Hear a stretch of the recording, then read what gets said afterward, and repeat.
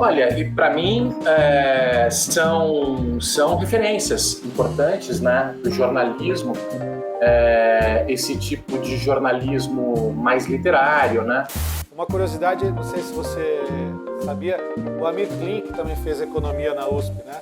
Sim, com certeza, já vai indo, né?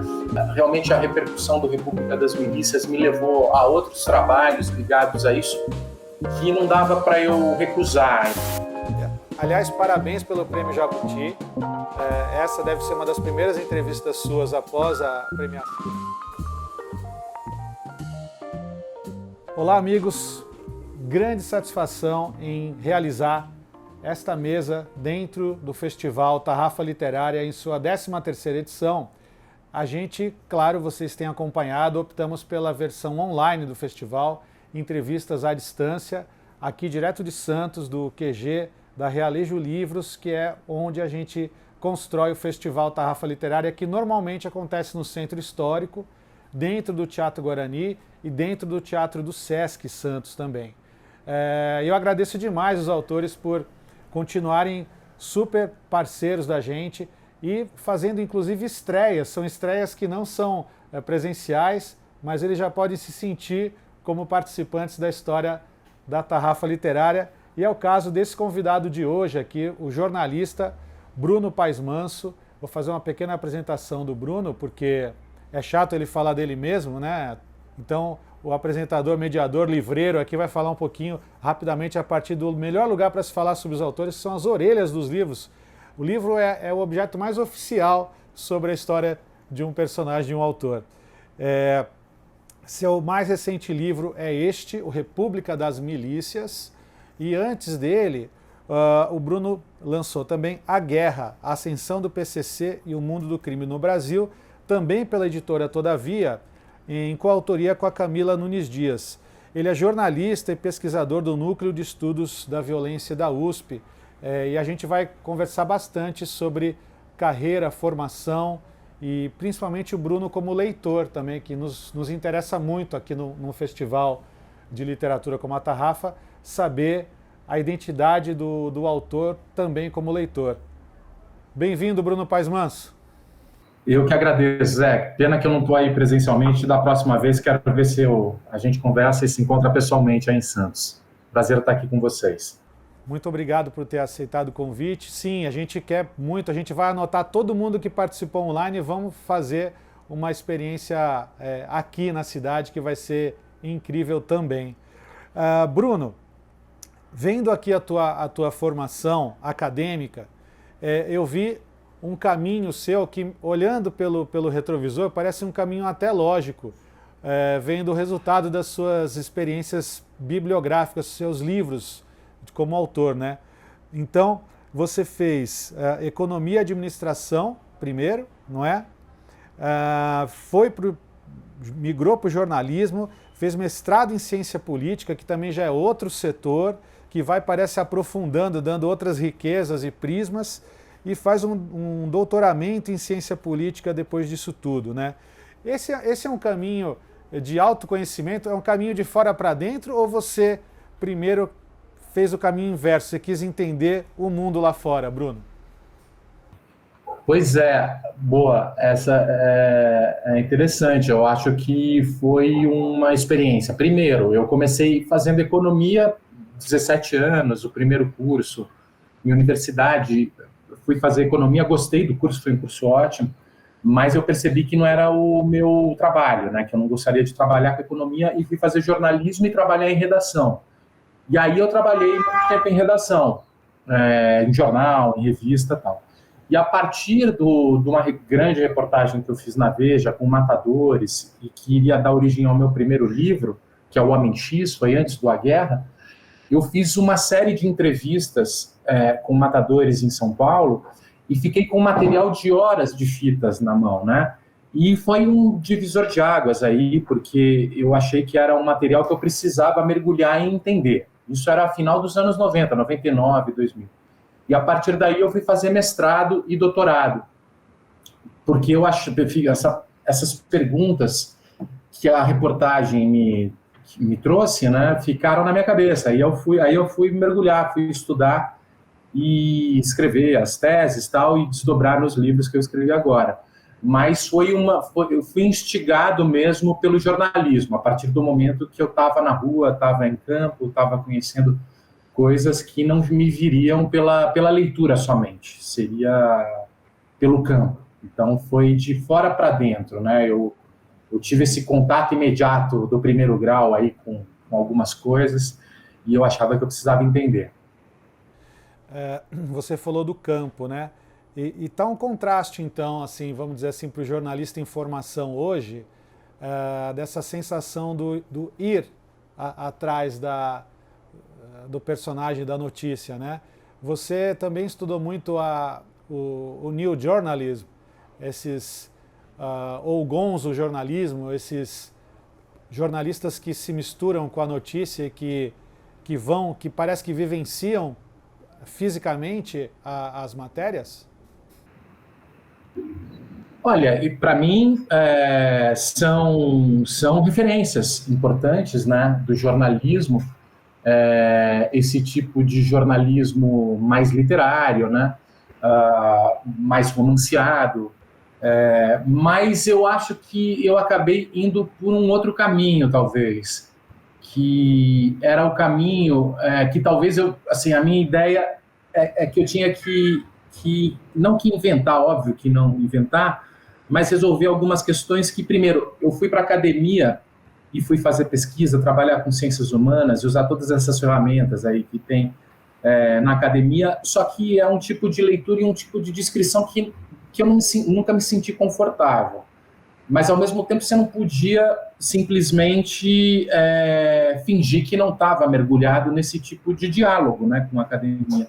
Então, eu tinha que, de alguma maneira, achar um meio termo que eu pudesse falar sobre os fatos do momento, os fatos quentes, e, ao mesmo tempo, dar uma explicação de elos e de causas e de contextos e de produções de situação e de transformações sociais, enfim.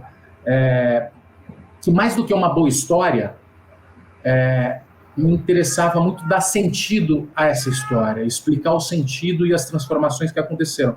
Então, tem um pé nas ciências humanas e tem um pé no jornalismo, que talvez não seria necessariamente os jornalistas do New Journalism, ou o jornalismo literário, tal, que me fez tanto a cabeça, mas eu acho que alguma coisa num outro sentido, que é mais essa coisa de fatos, mas com um pouco de ciências sociais, um pouco de ciências humanas, para explicar processos, transformações sociais a partir da descrição de histórias. Então, histórias que ajudem a dar sentido a algumas transformações que a gente observa, né? Eu acho que você consegue muito bem realizar esse encontro de ciências e técnicas, né? Porque o teu livro tem colorido, né? Na forma como você vai levando o leitor, né? Com essas camadas de informação que você vai trazendo, né? Uma curiosidade, não sei se você sabia, o Amir Klink também fez economia na USP, né? Lá no... Pois é, você vê, né? Dá umas figuras que não necessariamente vão trabalhar com economia, né? Aí um dia ele estava passando, viu a raia da USP e já foi remar lá. Engraçado a parte de... É interessante realmente, você pode ir ficando múltiplo, né? Dentro dos segmentos acadêmicos, assim. Mas eu acho que para entender o Brasil, né, Bruno, a gente é um nó, né? Esse país aqui é um dos países mais sedutores, né? Numa história não tão longa, mas mais complexo também, não é? Eu acho que você fez poucos cursos para entender o Brasil. Pois é, tem razão. E você sente que, a partir desse teu caminho, né? Qual é a tua próxima fome? Você está muito dentro desse tema urgente, né? Que são esses livros, reportagens com o Brasil que está perto da gente.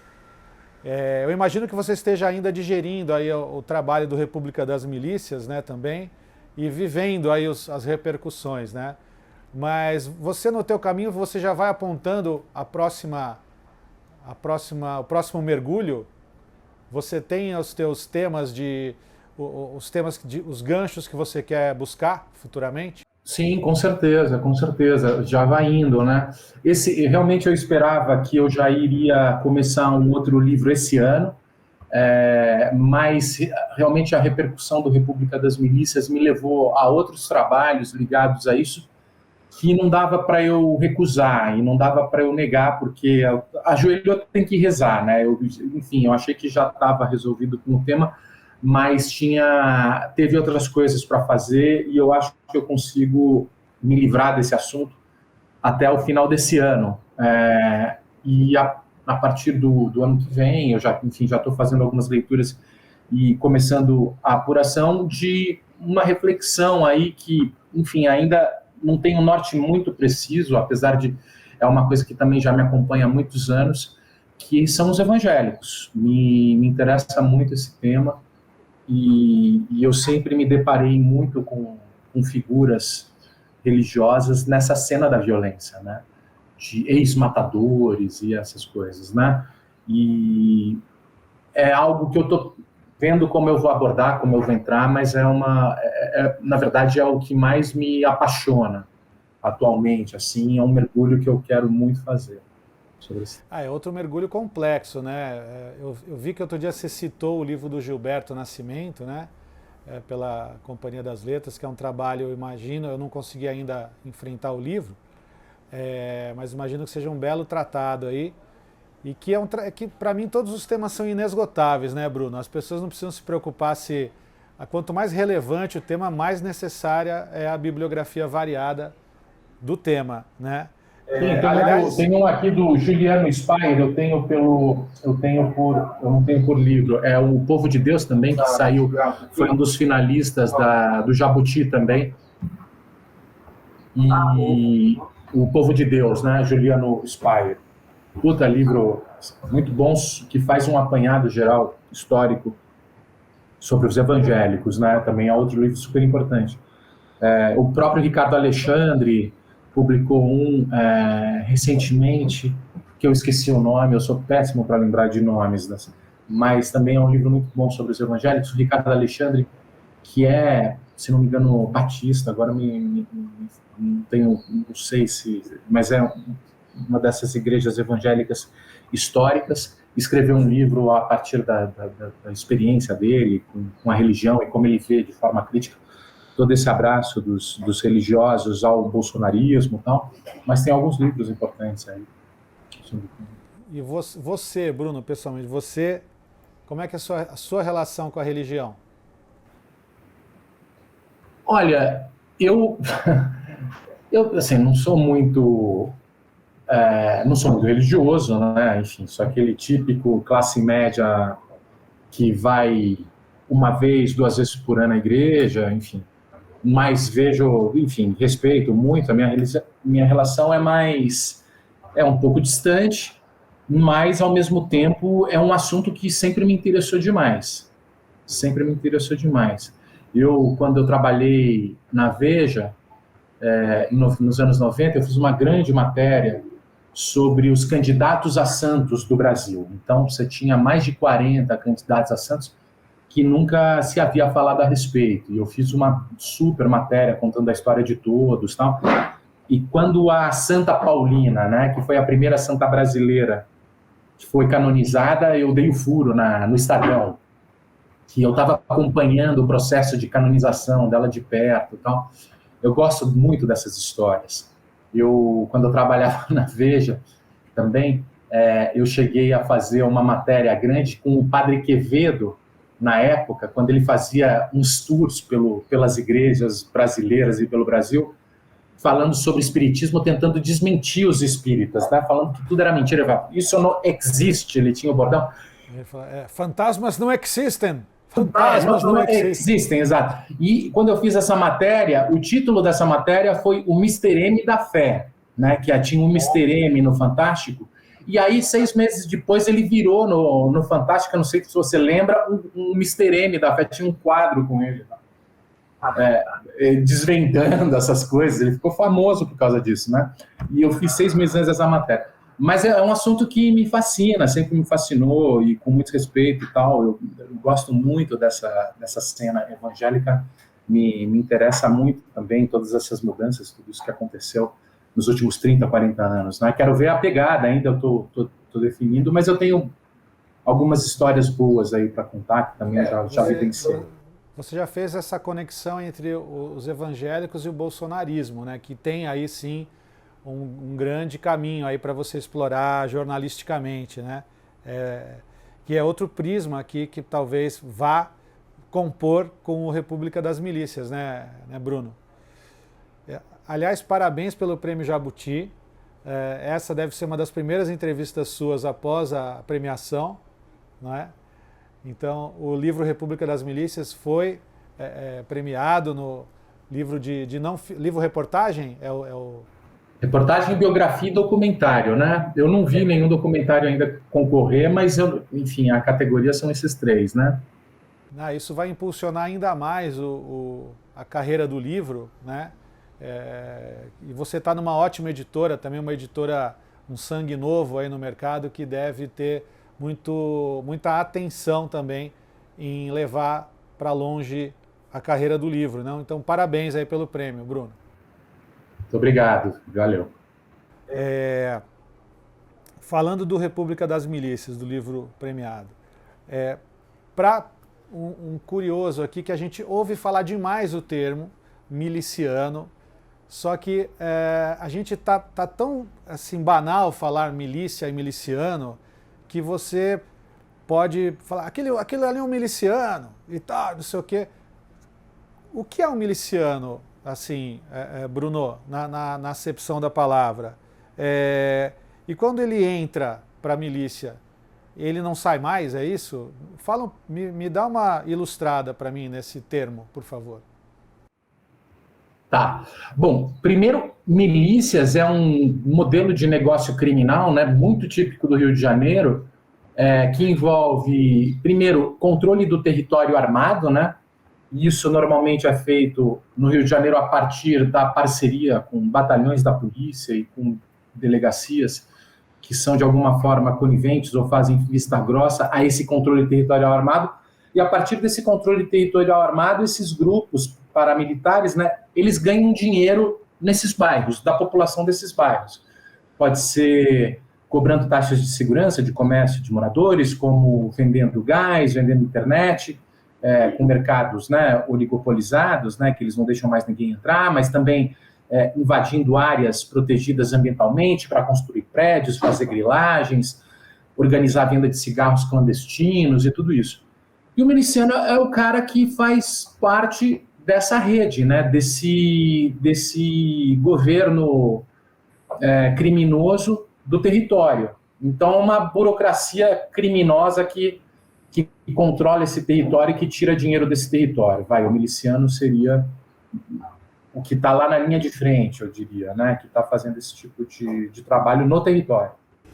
E é onde... Então, é a falência do Estado. Ele entra onde falhou o Estado. Ou como alguns dizem, né, talvez possa ser um projeto de poder, né, de alguns grupos políticos, né, de terceirizar um serviço essencial do Estado, que é o monopólio legítimo da força, em áreas que o Estado não tem interesse em atuar, né? Então,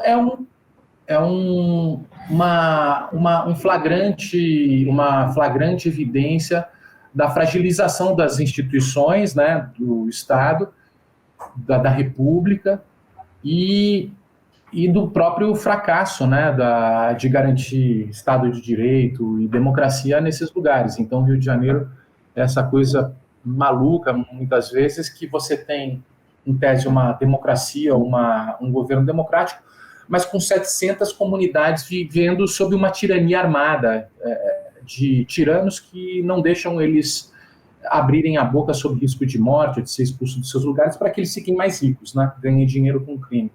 Então, a lei não vale para todos, né? Nessas circunstâncias. E você falou muito no Rio de Janeiro. Existe o Rio, ele se aparelhou dessa forma, se inspirando em alguns outros padrões anteriores a ele? Não. O Rio de Janeiro, na verdade, esse modelo é muito próprio do Rio e é uma transformação histórica aí de conflitos e de problemas que vem historicamente ligado desde ao jogo do bicho, que é um outro tipo de máfia bem típica do Brasil e do Rio de Janeiro, que desde muito tempo trabalha em parceria com a polícia e faz um histórico de relação de corrupção com a polícia muito grande. Ao mesmo tempo, você tem uma relação dessa formação das milícias com o tráfico de drogas, porque o tráfico de drogas é um modelo de negócio também que surge nos anos 80 e que está muito vinculado ao controle territorial armado. Então, a venda varejista de droga no Rio está ligada ao controle territorial armado. Então, as milícias, para disputar esse controle, também começam a controlar território e disputar território com o tráfico. Então, assim, a configuração vai surgindo ao longo da história em decorrência das circunstâncias e dos modelos que vão sendo formados e tudo mais, né? E agora você tem um modelo se espalhando pelo Brasil, mas de acordo com as histórias dos outros estados. Então, assim, a milícia talvez seja definida em outros estados a partir do descontrole da polícia por parte dos governadores. São governadores que não têm o controle ou a autoridade sobre a polícia. Hoje a gente tem no Brasil mais de 6 mil homicídios produzidos, feitos pela polícia, o que mostra uma dificuldade dos governos de controlar as polícias. E quando a polícia mata, quando eles têm carta branca para matar, o próximo passo é tentar ficar rico com esse poder que eles têm. E aí eles começam a entrar no crime e organizar quadrilhas e atuar em outras áreas, que podem ser ligadas à terra, à grilagem, pode ser ligadas à madeira, à venda de madeira, de garimpo, pode ser ligada a roubo de carro, a tráfico de drogas, e aí vai, né? Mas com outros formatos, né? Com formatos que estão ligados à história de cada estado onde eles passam a atuar. Sabe que aqui em Santos parece que é uma mini Rio de Janeiro, né? Aqui tem o jogo do bicho super presente, existem os morros também com comunidades, mas numa escala menor, não é? Um pouquinho mais tranquilo, aparentemente, né? Mas esse mundo, ele é um mundo até então silencioso. Dá para dizer que ele é um mundo que ele ganha território. Como é que está esse mundo que você investiga? Porque eu lembro quando eu assisti Cidade de Deus, por exemplo, que é um filme que virou ele exibiu muito da periferia, dos morros do Rio. O Fernando Meirelles, se não me engano, ao final numa das primeiras entrevistas pós-exibição em 2002, ele falou: olha, o morro vai descer. Vocês ficam achando que vocês estão contemplando esse mundo de longe, esse mundo está ficando mais próximo. Qual a sua sensação do mundo que você investiga nos teus livros, Bruno? A minha sensação é um pouco por aí, mas eu acho que esse mundo do crime, ele está cada vez mais, esse dinheiro do crime está cada vez mais entrando na economia formal e se misturando. Então, interessa cada vez mais para o crime reduzir a violência. Você vê o caso de São Paulo, você tem um grupo, a gente escreveu, eu e a Camila escrevemos sobre o PCC, né? Mas é uma facção que criou uma grande agência reguladora do mercado do crime, tornando o crime menos violento e mais rico, e produzindo mais dinheiro e mais profissional.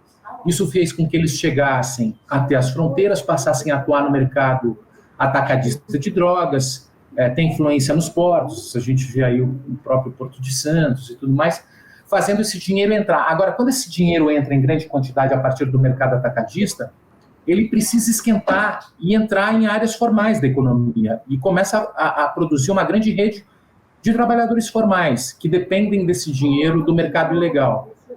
E isso funciona mais quando você tem um processo profissional de crime, né? E esse dinheiro começa a se misturar. E não se sabe mais o que é do crime e o que não é do crime. As milícias também, de certa forma, têm essa pretensão. E eu acho que a pretensão do crime é essa. A gente tem hoje um mundo em transformação, onde o emprego está acabando, né? Isso é um desafio das próximas décadas. Os CNPJs encolhendo, né? Cada vez empresas maiores compram menores e vai... Sim, concentrando dinheiro, todo mundo tem que ser meio empreendedor, porque não tem emprego, então a gente tem uma crise muito grande, o mundo informal está cada vez maior, e o governo lida com isso como se fosse caso de polícia, né, ou finge que não existe, deixa na informalidade. O que aconteceu? Surgiram quadrilhas que passaram a virar governos desses mundos, né? E esse dinheiro começa a entrar na economia formal e você não consegue mais diferenciar o legal do ilegal, né? Cada vez menos você consegue fazer essa diferenciação. Então, eles vão entrar, a favela vai descer, o Fernando Meirelles mencionou isso, mas eu não vejo que você tem um medo atávico, né? E eu acho que vem desde o surgimento do Brasil, né? Quando os portugueses chegaram. E se os selvagens, se os índios nos atacarem, né? Somos 30 portugueses aqui, o que acontece? Ou se os escravos se rebelarem, né? O que acontece? Esse medo atávico faz parte da história. E até por isso a polícia é tão violenta e a guerra é justificada, a morte de negros e pobres é tolerada, e a gente vive essa violência muito intensa nas cidades. Mas a minha percepção é que isso está acontecendo de uma outra forma, essa mistura está acontecendo de uma outra forma, com a mistura do dinheiro e com o mercado ilegal entrando no legal, né? Curioso você fazer essa visão de uma diminuição da violência para uma entrada de capital, virou quase que um negócio mesmo, com menos sangue e mais dinheiro na história, né? E você tem outros exemplos, não vou citar o país, hein, Bruno? Veja lá, por favor, não queremos acusar ninguém, mas você vê outro modelo ou outros modelos nos quais o governo em si tem essas relações tão próximas com esse mundo paralelo? Enfim, você não cita, mas eu posso citar porque faz parte do livro, né? A família Bolsonaro, e o próprio Flávio Bolsonaro, mas isso é uma história conhecida, né? Ele entra na política aos 22 anos com a ajuda do Fabrício Queiroz, que é um amigo antigo da família Bolsonaro, e que vai apresentar para a família o Adriano Magalhães da Nóbrega, que é um capitão egresso do BOP, que tinha sido preso, acusado de extorquir ou de chantagear moradores e criminosos da Parada de Lucas. Ele tinha sido preso e acusado de matar uma testemunha na véspera de um depoimento e tal. A família e o próprio Bolsonaro defende ele no parlamento, faz um discurso a favor dele, mas quando ele vai preso, o Adriano Magalhães da Nóbrega ele passa a se tornar um dos maiores criminosos da história do Rio, porque ele cria um escritório de matadores, pistoleiros 2.0, com especialização no BOP, né, que vai matar para bicheiros, para os filhos dos bicheiros que estão disputando os espólios dos pais que morreram, vai construir prédios em áreas protegidas ambientalmente, um deles em Muzema, 2 deles vão desabar, matar mais de 20 pessoas, ligação com o jogo, e vai fugir por causa disso, porque o Ministério Público deflagra uma operação contra ele. E essa figura, o Adriano, ele tem 2 parentes no escritório, né, do Flávio, que vão contribuir, a mãe dele e a mulher dele, que vão fazer parte do esquema das rachadinhas, né, como o Ministério Público vem mostrando agora, para que a família ganhasse, se apropriasse o dinheiro do gabinete, né, para eles, todo o dinheiro do gabinete para eles. Agora, isso, ou seja, uma ligação direta com pessoas fortemente ligadas à milícia, a família tem. Agora, eu acho que, sobretudo, e o que é o mais relevante, é que a família também, o próprio Bolsonaro, tem uma ideologia muito próxima do que, às vezes, eu chamo de milicianismo. Uma ideologia que consiste em você, de alguma forma, achar que o Estado de Direito e as leis te atrapalham na guerra que você faz contra o crime. Então, você tem uma figura, que é o próprio Jair Bolsonaro, que se fez na política ao longo de 28 anos com um discurso de guerra contra o crime, né? Então, os direitos humanos, a lei atrapalha o combate das polícias e tudo mais. Esse discurso de guerra passou, que nunca foi muito levado a sério, a gente achava que ele, mal e bem, ele conseguiria ser eleito deputado, mas a gente chega a 2018 com uma sensação de depressão coletiva geral de todos, diante de crises econômicas e crise política, que esse discurso da guerra passa a fazer sentido para mais de 60 milhões, quase 60 milhões de pessoas, que passam a ver certos bodes expiatórios como culpados pelo atraso do Brasil. E esse discurso de um capitão em guerra passa a seduzir muita gente, né? E então são os comunistas, são os corruptos, são os defensores da ideologia de gênero, que querem impor uma ditadura gay no Brasil e acabar com a família e tal. E quando você começa a construir bodes expiatórios e a partir dessa construção você faz um discurso da guerra de eliminação desses bodes para que o Brasil passe a andar, essa capacidade de sedução do ódio é muito forte. A gente viu isso durante a eleição.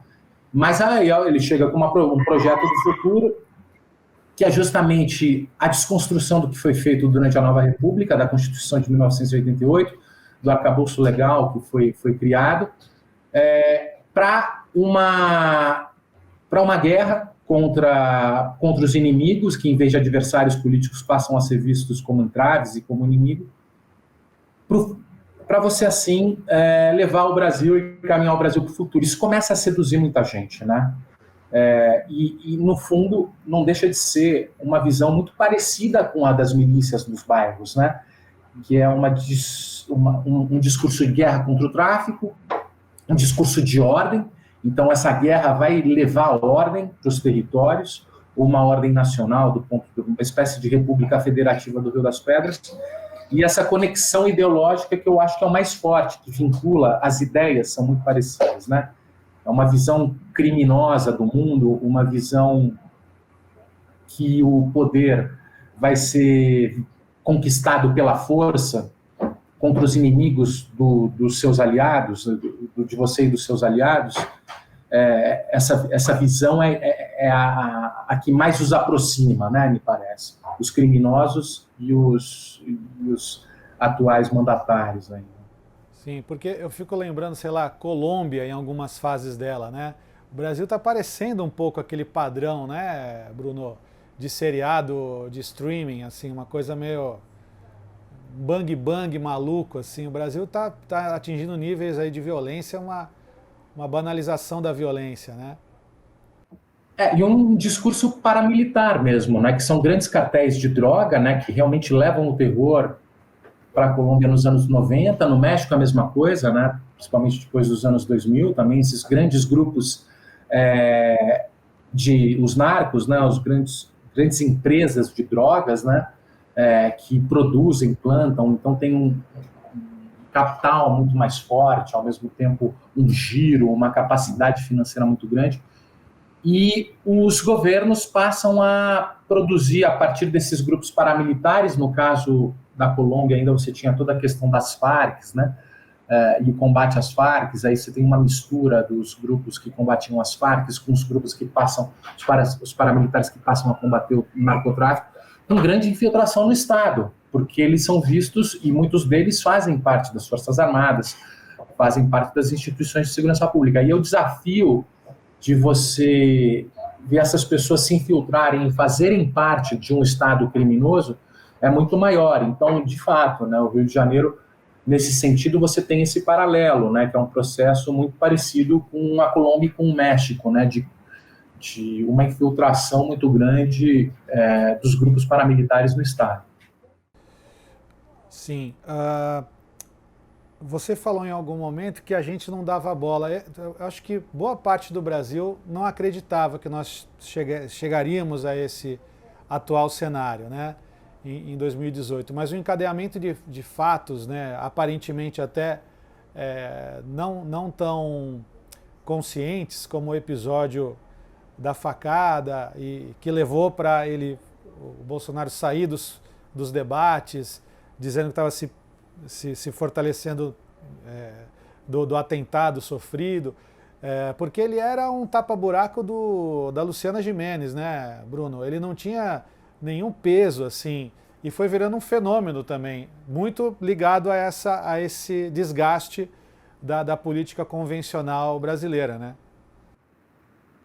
Pois é, eu vi, recentemente eu escrevi um artigo para a Serrote e eu vi alguns vídeos na internet dessa época pré-campanha. Ele vai num programa, quando ele lança a candidatura dele a presidente, você vê, para falar nome eu sou péssimo, é um cara do Pânico, eu esqueci o nome do ator, mas é um programa do Pânico que ele é humilhado de uma forma no programa, assim, é uma coisa tão... É aquele Eduardo Stablish, aquele rapaz bem engraçado. Que é um cara meio mal-humorado, o personagem que ele faz. Ele falava assim, você matou alguém? Perguntou pra ele. Ele falou, não, você é um militar de merda.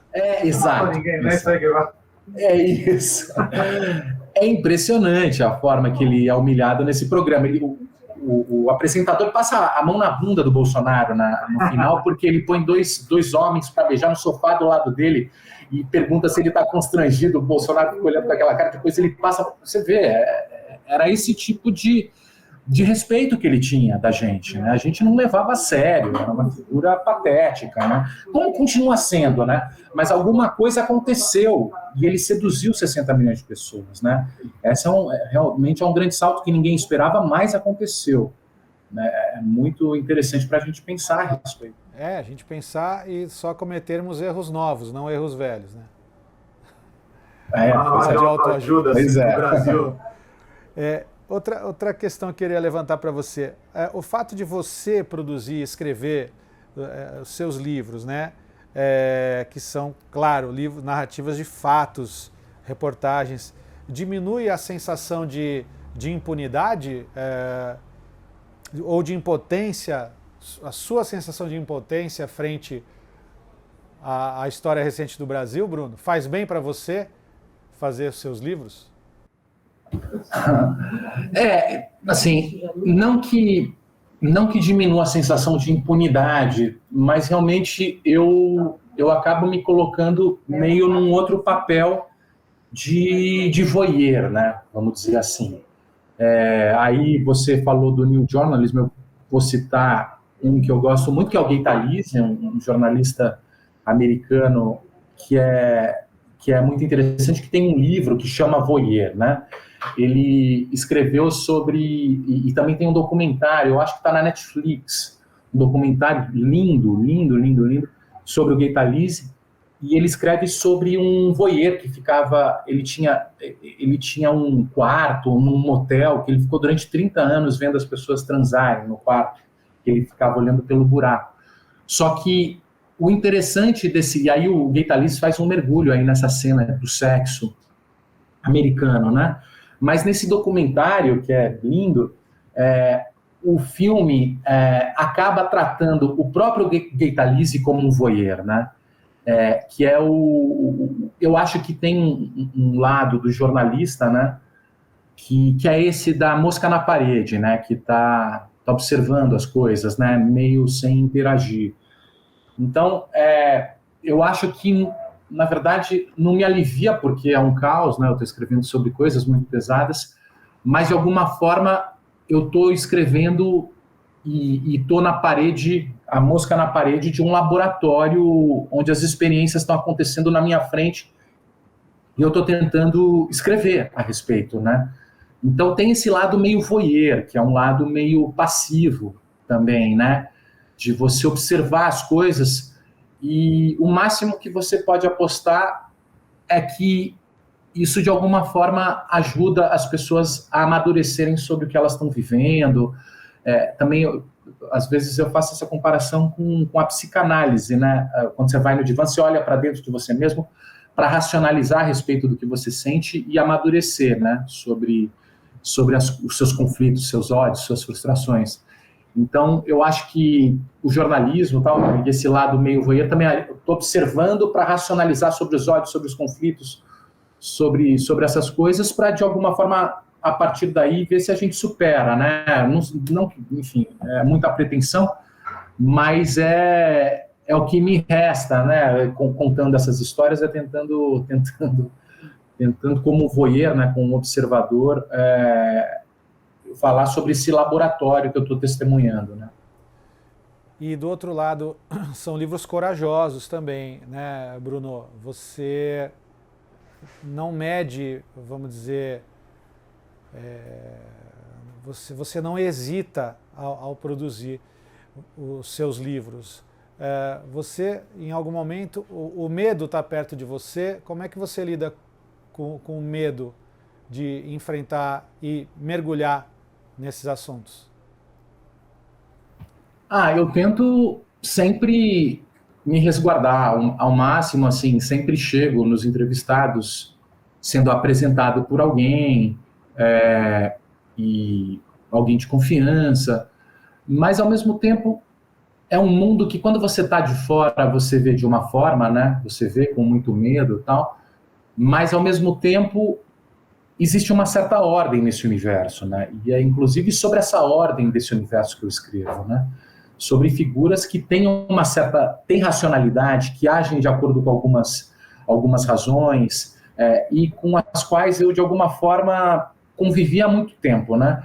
E a partir do momento que eu jogo claro, explico o propósito da coisa, meu objetivo não é denunciar ninguém, é entender a respeito do que eu estou investigando e tal, mas você não tem um caráter assim investigativo policialesco da reportagem, que eu acho que é legítimo também, importantíssimo e tal, mas não é o meu foco, né? Meu foco é mais antropológico, talvez, mais tem essa pegada de compreensão que eu estava explicando, mais etnográfico. Então isso de alguma maneira me resguarda, né? Claro que eu tenho cuidado, às vezes é difícil você conseguir entrevistar. Eu acho que mais do que medo de conversar com a pessoa, é medo de não conseguir a entrevista que você está buscando. E aí você não tem material para o seu livro, porque às vezes realmente ninguém quer falar com você, né? Sim, você está entrando em áreas...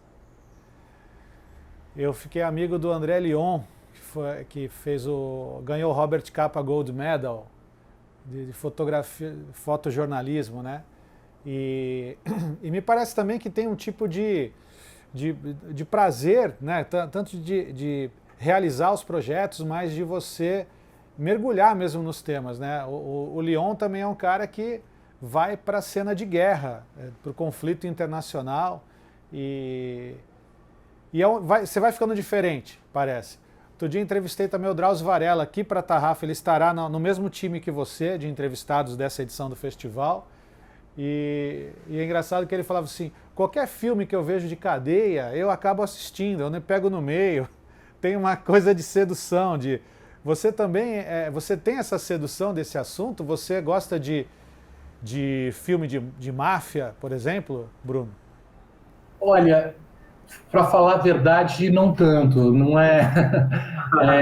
não é o meu... Eu gosto, claro, eu gosto. Eu gosto dos clássicos, Coppola, Poderoso Chefão, Scarface, enfim. São filmes que me interessam, tal. Eu acho filmes de polícia, filmes... Agora, por exemplo, eu tenho uma série que eu estou curtindo demais, que eu vejo com outros olhos, de fato, que é uma que está passando na Netflix, que é o Sintonia, por exemplo, que é feito pelo Condzilla, o Condzilla, que é um produtor de funk. Sim, aqui do Guarujá. Aí do Guarujá, é um dos maiores canais do mundo, né? Um dos maiores canais do mundo, tal, e produziu essa série que, assim, é super interessante e tal.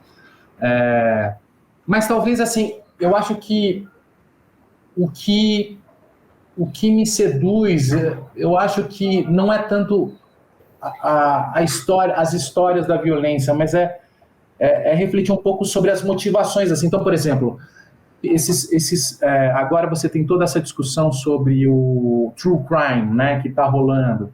Então, tem uma amiga minha, que é a Ilana Casoy, que escreve sobre esses serial killers, né, ou mesmo esses filmes sobre true crime, né, essas séries e tal. Eu gosto, mas assim, não é essas histórias individuais que me seduzem. Assim. Uma coisa que eu gosto e que me interessa é mais essa reflexão assim da violência no Brasil e por que as pessoas matam e acham que estão certas, e que talvez seja uma coisa mais de leitura e não de ver. E não de ver. Não sei, estou pensando aqui com você, porque é a primeira vez que me fazem essa pergunta, e eu estou pensando aqui contigo. Mas não necessariamente é o tipo de filme que me pega, sabe? Ou o tipo de assunto que me pega. Que eu falar, não consigo, vou...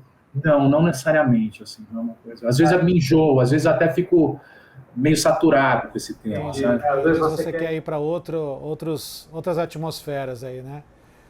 E me fala, eu tenho feito sempre essa pergunta para os nossos convidados também, a sua formação como leitor, Bruno, você teve algum professor marcante na tua infância, ou veio de casa, como é que se deu a tua formação, teu hábito com a leitura? Olha, eu acho que vem de adolescência,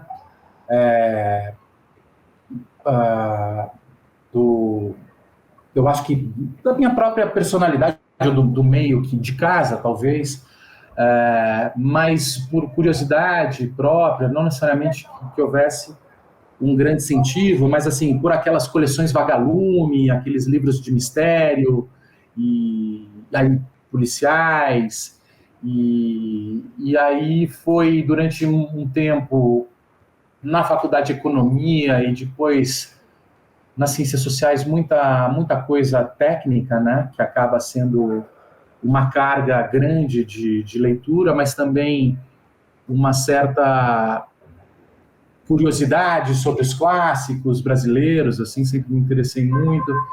Mas eu acho que é minha, assim, é uma coisa própria, talvez, sabe? Talvez personalidade, às vezes como diversão, para curtir, ficar relaxado e ao mesmo tempo uma certa, talvez seja aí uma coisa da minha personalidade, que até você quer sempre estar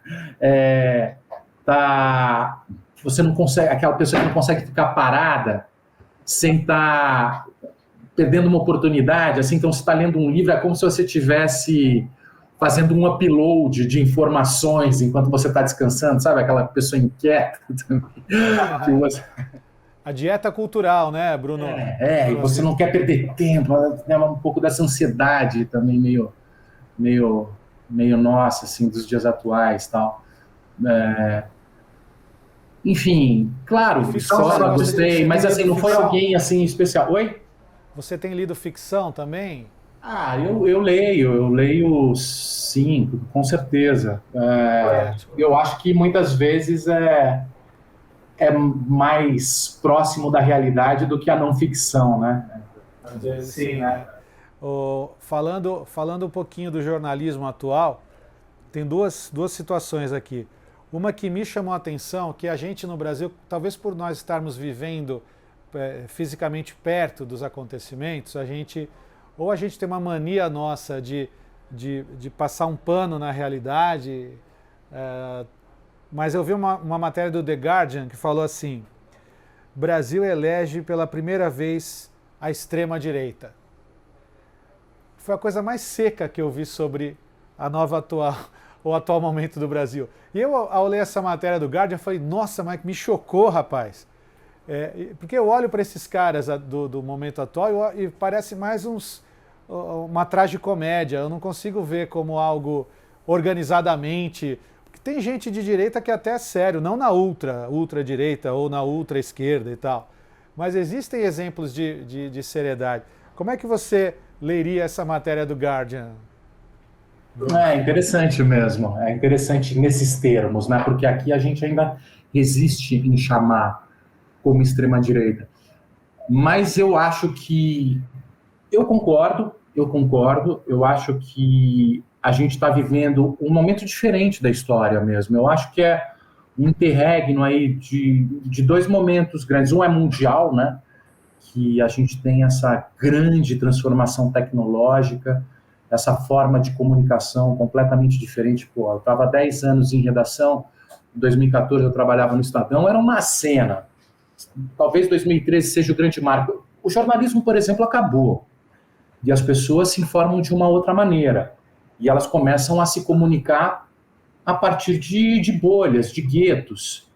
E nesses guetos a gente sabe, né, que os grandes fanatismos surgem nessas pequenas comunidades que pensam igual e começam a se enxergar como os salvadores da humanidade. Enfim, você vê que tem, a partir de um momento que você se isola e passa a conversar só entre os iguais, você produz esse tipo de situação, né, de fanatismo. Você vira um terraplanista, né? Vira um terraplanista. E você tem essa situação mundial, né, então isso acontecendo no mundo, com todas essas transformações tecnológicas, e você tem, ao mesmo tempo, toda essa crise da modernidade, do emprego, né, que forma a nossa identidade. Né? Eu vou ser um escritor, eu vou ser um livreiro, eu vou ser um advogado, eu vou ser um médico. Tudo isso está se transformando, os empregos deixam de fazer sentido, e a própria identidade moderna vai meio se esfacelando.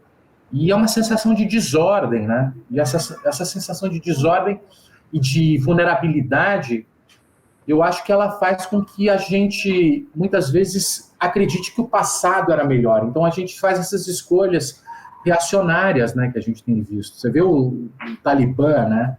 Assim, eles querem restaurar o califado de 1000 anos atrás. A gente quer restaurar o quê? Sei lá, o bandeirantismo. O Bolsonaro, às vezes, me lembra o Jorge Velho, né? Aqueles caras, assim, meio sanguinários, que é ouro, garimpo, destruir floresta, dinheiro, riqueza.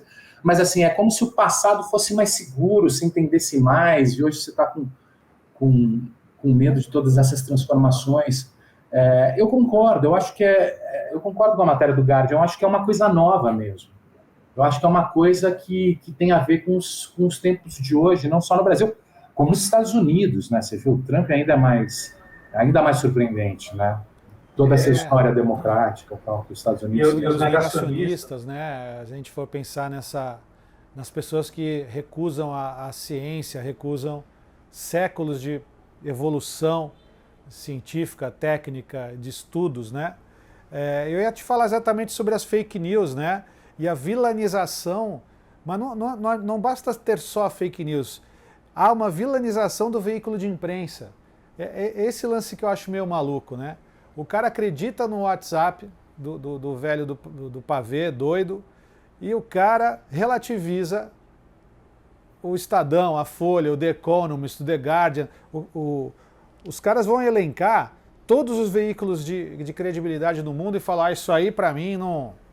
É tudo mentira isso aí. É verdade o lance que chega no celular dele. E olhando para o outro lado, Bruno, o que você vê de legal também, de coisa boa rolando? O podcast é uma dessas boas coisas que estão chegando, crescendo? Não, eu acho o podcast, mas eu acho que tem muita coisa boa também aí, né, nessa democratização da informação. Então, você vê, né, tem aspectos, eu acho que a gente vai ter que aprender a conviver com isso, vai ter que aprender a regulamentar e transformar isso numa coisa mais positiva. Mas, por exemplo, eu vejo a música, por exemplo, citando como exemplo. Você tinha o André Midani, que era um produtor sensacional, que lançou, Elis lançou Chico, Caetano, Arnaldo Antunes, assim, todos os grandes nomes da MPB, né, lançado pelas grandes gravadoras, tal. E você tinha uma curadoria das gravadoras incrível, tal. que fez com que a música brasileira fosse uma das melhores do mundo, tal, e a gente ouve assim com grande prazer. Hoje em dia você tem uma democratização, então você tem outros tipos de produção de música. Vem de todo lado, vem de todo tipo, você não tem mais essa curadoria, mas ao mesmo tempo você tem um processo mais democrático e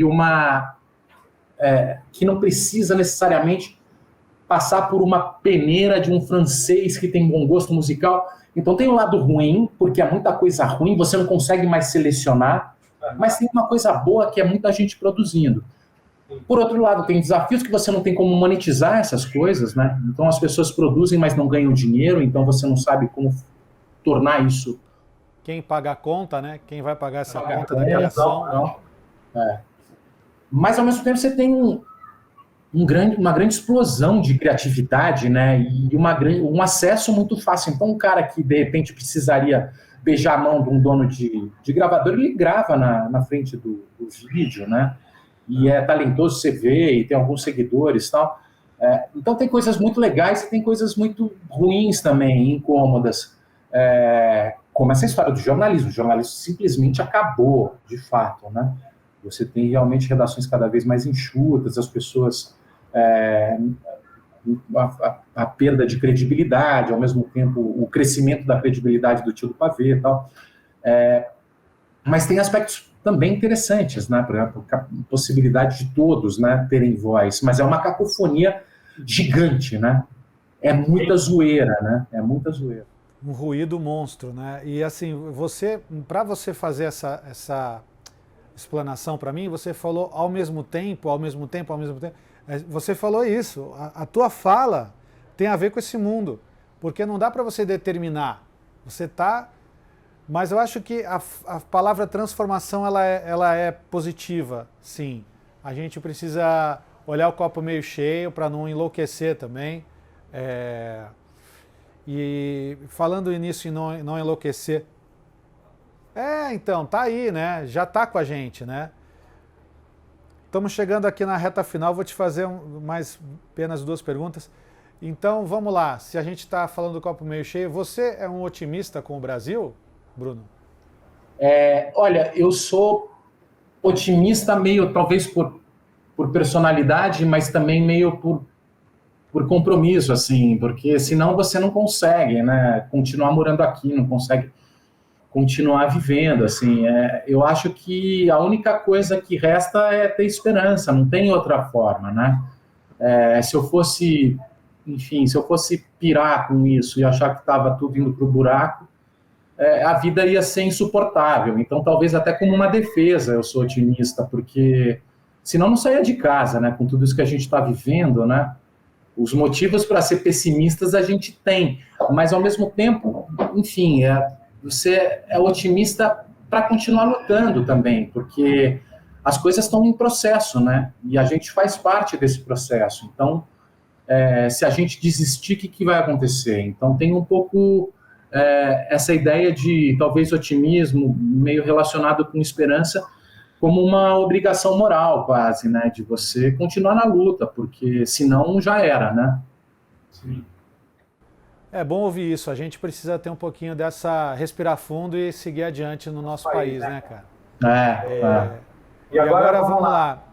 Cheguei na derradeira aqui e vou te perguntar uns 3 livros assim que você julga livros para se entender o Brasil, para decifrar o Brasil. Tá, vamos lá. Cara, olha, Zé, eu tô aqui lendo esse livro agora. Antes de falar, eu estava fazendo o fichamento do Gessé de Souza, aqui, a Elite do Atraso. Eu conheci o Gessé já, eu tinha lido os estudos dele sobre o Gilberto Freire, sobre o Raimundo Faoro, sobre o Roberto da Mata. Eu acompanhava o Gessé. Eu vi quando ele lançou esse livro, eu vi algumas entrevistas dele, eu achei um pouquinho militante demais quando ele falava, sabe? Mas era um livro que eu estava para ler, estava esperando o tempo aí, certo, para conseguir ter tempo de respirar e ler. E, putz, como eu imaginava, o Gessé, ele é um dos grandes caras hoje no Brasil. Eu acho que ele tem enfim, ele tem esse lado indignado e militante que, às vezes, ele mistura com a análise incrível que ele faz do processo histórico e sociológico brasileiro e com a crítica que ele faz dos grandes autores do Brasil. Mas, enfim, ele, né? Ele está sendo sincero, é uma coisa que ele acredita. Eu acho que, às vezes, ele pesa um pouco na conspiração que ele narra, sobre, você tem uma elite que está querendo destruir o Brasil, então uma coisa meio malvada, assim, que eu não gosto desses tons meio conspiratórios, como se houvesse um planejamento. Mas, ao mesmo tempo, a crítica que ele faz ao Gilberto Freire, e a forma como ele lê o Gilberto Freire, a forma como ele resgata o Gilberto Freire, a crítica que ele faz ao Sérgio Buarque, ao culturalismo para explicar o Brasil, e, ao mesmo tempo, como ele coloca a discussão sobre as classes e sobre a formação das classes desde a época da escravidão e a continuidade da escravidão nos dias de hoje, é surpreendente. Eu acho que é realmente uma das grandes e inovadoras leituras aí de Brasil, comparável, eu acho, aos grandes clássicos brasileiros. Eu sou muito fã do Gilberto Freire. Eu acho Casagrande Senzala e Sobrados e Mucambos um trabalho impressionante de, talvez, mais de um historiador do que do sociólogo, apesar que também o Gilberto Freire é muito fino, muito interessante, apesar de ser um conservador e de ter uma leitura conservadora da situação, né? Eu acho que o Gilberto Freire, para você entender a formação do Brasil, entender sobre a cultura africana, entender sobre a cultura indígena, sobre a cultura portuguesa, depois sobre como é que isso vem para as cidades, né, nos Sobrados e no Campos, é um grande autor, apesar de também ter sido meio cancelado, né, porque tem toda essa questão dessa visão meio positiva que ele tem da miscigenação e dizem que ele passa pano para a escravidão. Eu não vejo dessa forma. Eu acho que ele tem uma crítica muito, muito forte em relação à escravidão. Tanto que o Gessé, por exemplo, resgata o Gilberto Freire e ele tira toda essa discussão que ele faz das classes, da ralé, a partir do Gilberto Freire. E eu gosto, citar um terceiro aí, vou citar o Euclides da Cunha, Os Sertões, que é um livro que eu gosto muito, apesar de ter também todo aquele viés meio cientificista, né? Meio positivista, assim, falando de raça no começo, mas é uma escrita muito poderosa e é uma história muito importante da formação da República. E o Massacre de Canudos, eu acho que é um das grandes tragédias e, ao mesmo tempo, mais reveladoras da história do Brasil, de que Gilberto Freire e Gessé vão falar também, né? Então, são 3 livros aí que eu gosto muito. Pois é, né? Valiosas lembranças aí do Bruno Paes Manso. E, rapaz, um prazer conversar com você dentro da Tarrafa Literária. Agradeço aí pelo seu tempo, pela tua participação na edição online e deixo boas ameaças de te convidar para um presencial aqui no Teatro Guarani, no Centro Histórico de Santos. Pô, quero ir, hein? Quero ir, com certeza. Agradeço muito, Bruno Paes Manso, na Tarrafa Literária. Um grande abraço para você, Bruno. Abraço, Zé. Valeu.